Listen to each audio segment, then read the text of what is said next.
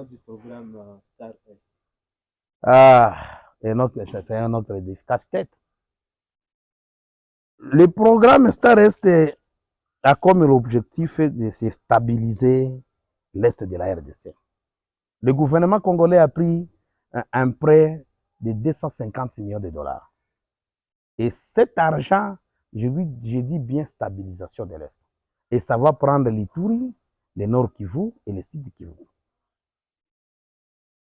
Et cet argent, et je vous dis maintenant, ça doit être distribué dans ces 4 provinces avec des projets de développement. Ce que nous avons dit, ce sont des projets, on a dit qui dureraient des mois. C'est un projet financé par une association internationale de développement qu'on appelle AID, qui a financé les projets. Mais depuis que le projet est arrivé, on dit pour une durée de 12 mois. Vous pouvez vous rappeler, vous êtes des journalistes bien formés, c'est depuis quand ce programme a été lancé. Et dans l'espace Séléga, est-ce que vous espérez que on sera bénéficiaire? Ce que j'envisagerais, pour ne pas donner beaucoup de commentaires sur cette question, parce que je dois raconter aussi les coordonnateurs que vous connaissez, le professeur Mbalama, qui doit nous expliquer. L'espace Séléga doit être bénéficiaire de ces programmes. Quand on parle des millions, et les millions qui sont partagés dans 3-4 composantes, il y a un programme de stabilisation communautaire, on parle de relèvement, et il y a aussi, on parle d'infrastructures socio-économiques. Vous comprenez? Ce sont des composantes auxquelles les programmes seront. Mais nous, nos routes ici, nous, on n'a pas besoin qu'ils viennent nous dire, voilà, nous allons faire. Ils se concentrent aussi des routes à des sites agricoles. Et vous finirez par comprendre que nous puissions avoir la possibilité d'amener la nourriture vers la ville. C'est tout pour nous. Et dans ces programmes, l'ajout que je voulais peut-être lancer pour l'autorité, les coordonnateurs de ces programmes, ils doivent nous demander, nous, la population de l'espace Séléga, les projets. Nous connaissons les vrais problèmes. On ne vient pas, vous nous amenez un projet qui vient, je ne sais pas, du nord, nous amener ça vers le sud. Il y a incompatibilité. Ils doivent nous demander, nous, les projets, on les soumet les projets parce que les vrais problèmes de cet espace, c'est nous qui les maîtrisons. Voilà, autour des Star Est, c'est un programme encore qui semble être nouveau. Je sais que beaucoup déjà ne sont pas au courant de ça, mais je vous dis qu'il y a des millions là-bas. Et cette fois-ci, ça, on ne peut pas laisser que ça puisse s'envoler. Parce qu'on sait ici, quand on dit un projet de Chabunda, par exemple, on dit non, non, non, non. Les vrais problèmes, il n'y a pas la route. Vous avez l'argent pour les infrastructures socio-économiques. Allez les faire. Pourquoi vous allez dire qu'il y a un problème de la route? Voilà un peu ça. Président, une dernière question avant que je ne remette la parole à Olivier. Les programmes de développement local des 145 territoires, en abrégé les PDL 145 territoires. Quel impact particulièrement dans l'espace? Je ne vais pas vous décevoir. Lorsqu'on a lancé les programmes PDL, nous, l'espace Séléga, on avait organisé un atelier à l'hôtel Elila, à Mumba, où nous avons appelé tous les notables. Après avoir lu, il y a eu des irrégularités dans des partages. Imaginez dans le même programme. C'est là où j'ai dit que ça va finir par engendrer des souris. Vous savez pourquoi? Comment se fait-il un programme, on a distribué des écoles, boulot de Calais, et Sa Majesté Wamiki Tengi, qui se retrouve à Mwenga. Dans les programmes. Et lorsque nous avons réuni la notabilité de l'espace Séléga, il y a eu des missions que nous avons fait à Kinshasa. Nous sommes partis à Kinshasa pour corriger. On a eu des travaux à l'époque que le ministre Christian Mwandon Simba, qui était le ministre du Plan, nous avions corrigé les erreurs. Mais jusqu'aujourd'hui, à part les pancartes que vous voyez, quand vous êtes sur rond-point SP, vous n'avez pas l'habitude d'aller chez nous là-bas, rond-point SP ici, il y a un pancarte de écrit PDR 145.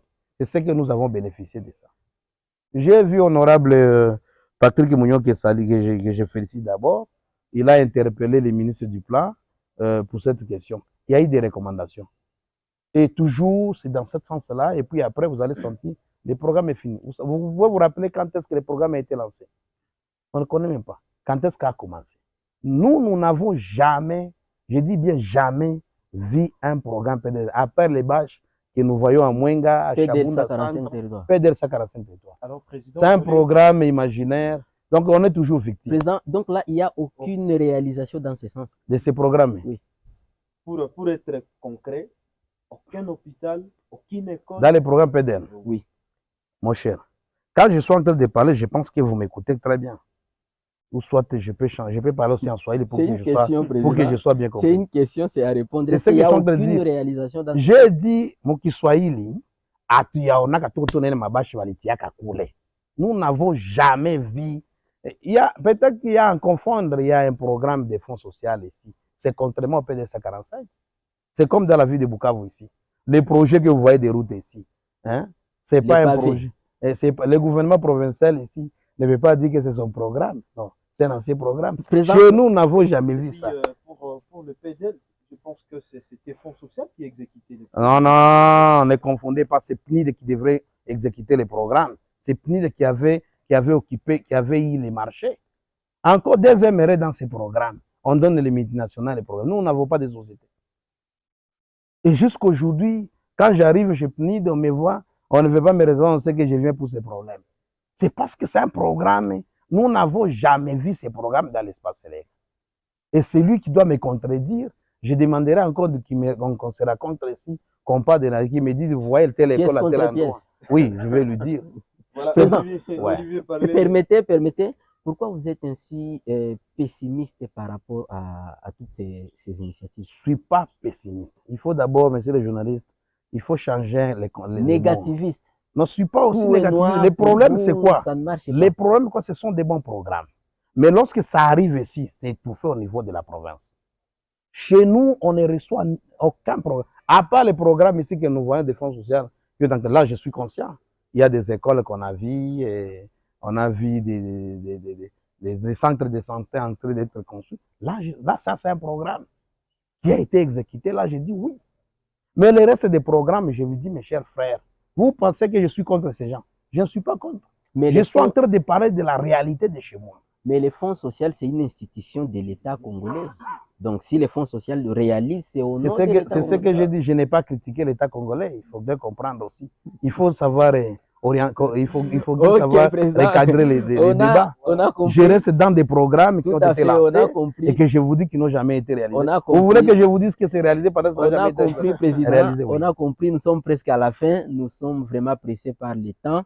Mais actualité oblige également, dans une minute, il y a le débat autour de la question de la révision constitutionnelle. Je crois que vous avez suivi même les chefs de l'État, que ce soit à Kisangani ou encore à Lubumbashi, où il séjourne pour le moment. Il est revenu sur cette question de la révision constitutionnelle. Un petit commentaire par rapport à ça. Quelle est la position du Conseil des jeunes de l'espace Lega par rapport à cette question qui semble diviser l'opinion congolaise pour le moment? Vous savez, le Conseil des jeunes de l'espace Lega, c'est une organisation connue légalement.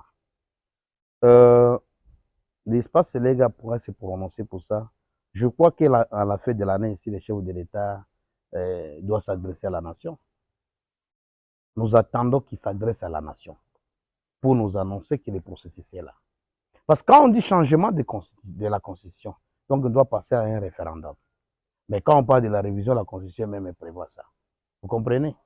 L'espace Lega se prononcera. Lorsque nous allons entendre, on a dit qu'on va mettre une commission autour de ça. Ça ne doit pas se faire. On ne peut pas se confier à des paroles. Le chef de l'État a des canons spéciaux pour communiquer. S'il s'agit de mettre une commission, il doit y avoir une ordonnance autour de cette question. Et quand nous voyons une ordonnance qui met en place une commission, ça c'est officiel. Ça, c'est un. Deuxième des choses, lorsque le chef de l'État s'adressera à la nation, et pendant cette période, il annonce également ce processus. Nous, les communautés de l'espace Lega, on va se réunir, la jeunesse bien sûr, sur cette question. On va se réunir pour prendre des positions. Mais un élément important dans cette question de la révision constitutionnelle, ça c'est mon opinion personnelle, la constitution en fait de la RDC, comme vous le connaissez, il est ce qu'il est, mais l'espace Lega pourrait être intéressé à un élément, le démembrement de cette province. Ah, c'est un élément qu'il faudrait prendre en compte. Si on se dit, voilà, on va vraiment quand même on divise la province d'ici qui rwandais, parce que aussi c'est pour son développement, ça ne dérange pas. Nous, on va rester là où on dit Ndia Kumashamba, et nos amis restent ici, on continue à faire la vie. Voilà un peu, donc, au moment opportun, lorsque le président de la République se prononcera officiellement, l'espace Séléga va se réunir et pourra donner son point de vue aussi officiel. L'actualité, c'est également cette question sécuritaire à l'est de la République démocratique du Congo, plus précisément au nord Kivu avec les mouvements M23, tout ça, tout ça. Est-ce que l'espace Lega se sent également menacé par rapport à tout ce qui se passe chez les voisins? Mais pourquoi l'espace Séléga ne peut pas se sentir menacé? C'est une question de la patrie. Vous comprenez? C'est une menace que nous sommes en train de subir. J'ai dit une chose un jour, je crois à Kinshasa, au cours d'une grande réunion encore. L'espace Séléga est resté parmi les gens qui ont combattu les agresseurs de ce pays. Mais lorsque nous avons vu le président de la République venir dire très haut qu'il y a un pays qui nous agresse, vous voulez que je cite ou soit vous allez m'aider à les citer? Vous pouvez le faire. Ou soit vous avez peur aussi. Vous êtes libre. On dit que le Rwanda est en train de nous menacer. Quand le président de la République est venu, parce que le plan en soi, il y a un document, vous voyez dans les réseaux sociaux, d'installer les Hutus chez nous. C'était une politique d'avoir le contrôle de toutes les ressources que nous avons chez nous. Si je ne sais pas si vous me comprenez. Mais nous, en tant que population de l'espace Séléga, on sait se défendre. Nous avons pris des machettes. On a commencé à chasser les Hutus dans notre espace jusqu'à ce que jusqu'aujourd'hui, vous pouvez marcher la nuit, vous ne verrez jamais quelqu'un qui s'appelle Hutu. Nous nous sommes pris en chasse. C'était un plan pour nous coloniser. Et en plus de cela, je vais vous dire, chers journalistes, l'espace Séléga, dans sa façon, dans sa culture, l'ennemi reste ennemi. On ne peut pas faire un deal avec l'ennemi. La situation qui prévaut aujourd'hui dans la partie est, dans les grands nord, c'est une situation qui nous intéresse tous. Vous avez entendu que Walikale devrait aussi, une partie de Walikale tomber entre les mains, mais c'est l'espace Séléga. Nous sommes totalement concernés. Et voilà pourquoi j'ai eu à proposer, j'ai adressé une correspondance au ministère de la Jeunesse à Kinshasa, que nous devons initier une campagne de sensibilisation. Sensibiliser les jeunes de ne pas participer au mouvement 1-23. Un mouvement qui est contre le pouvoir, un mouvement qui est contre, bon je ne sais pas, ce n'est pas le pouvoir que je voulais dire, un mouvement qui est contre le peuple congolais. Nous devons sensibiliser les gens, lancer des campagnes citoyennes pour que les gens ne puissent pas adhérer à ces mouvements. Et j'avais adressé cette correspondance, vous savez, l'administration de chez nous, c'est toujours comme ça, mais quand même, si cette campagne pouvait être, parce qu'on parle aujourd'hui du Nord Kivu, nous avons connu des menaces, moi je suis un leader, je fais partie des jeunes les plus informés de la province aussi, je ne sais pas si je peux vous préciser ça. Il y a eu des menaces avec un groupe Red Tabar en frontière avec chefferie de Wamuzimu dans le nord, et de l'autre côté. Il y a un mouvement qui commençait à naître là-bas. Mais quand même, grâce à nos forces armées, mais le mouvement est neutralisé. Donc, nous avons l'État, et l'État congolais, nous, la jeunesse, nous, la population, n'attendez toujours tout chez le président de la République. Commencer des initiatives aussi à sensibiliser, en fait qu'ensemble, nous puissions sauver la patrie. Voilà en quelque sorte, c'est cette question qui dérange l'opinion du 23. C'est un dossier qui dérange également l'espace Séléga. Voilà, merci beaucoup. Il y a de la matière. Je pense qu'on ne peut pas tout épuiser dans ces numéros spéciaux. Il y aura encore d'autres occasions. Et on aura le temps de revenir sur d'autres questions qui sont restées vraiment pendantes. Je dis merci à M. Crispin Pombo, le président du conseil de Je voulais peut-être placer un dernier mot. Un dernier mot, ça sera dans 30 secondes parce que les techniciens me signalent déjà que nous sommes à la fin. Bon, le dernier mot, c'est que je voulais rappeler à les jeunes de l'espace Séléga que la situation aujourd'hui est très complexe. Ne nous mettez pas dans beaucoup de distractions des réseaux sociaux. Parce que non seulement que nous avons une menace au niveau des institutions, on ne se retrouve pas, mais également, nous devons profiter des richesses que nous avons chez nous. Quand les investisseurs arrivent, j'ai une lettre que je dois adresser à l'autorité qui cherche les enfants de l'espace. Voilà pourquoi il y a eu un problème ici, même dans les processus de cahier de charges. Il y a un multinational qui s'est dit, ça c'est sa concession, Arrivé là-bas, il ne sait pas le pouvoir du Mwami. Il commence à dire n'importe quoi. Problème parce qu'il n'y a pas un fils qui maîtrise la coutume. Mais s'il y avait un fils de l'espace qui maîtrise la coutume, il ne peut pas avoir du dégât.